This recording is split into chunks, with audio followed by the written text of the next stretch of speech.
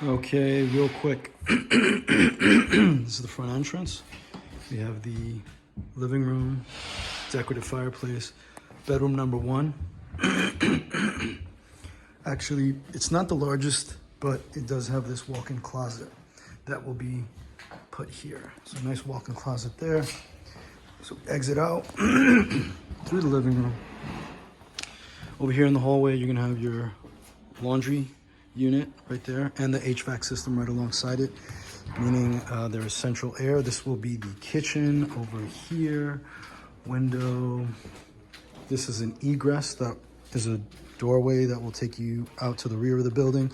Here's your bathroom. Okay, so sink, standing shower tub combo, vanity, toilet, all that good stuff. Back into the hallway. Then we have the second bedroom. As you can see, it's a really good size. 2 windows, a couple of closets right there. All right, and those windows are facing the courtyard into the building complex. Last bedroom, all right, good size. Windows facing, I want to say north. Closet here in the corner. And that would conclude the video walkthrough.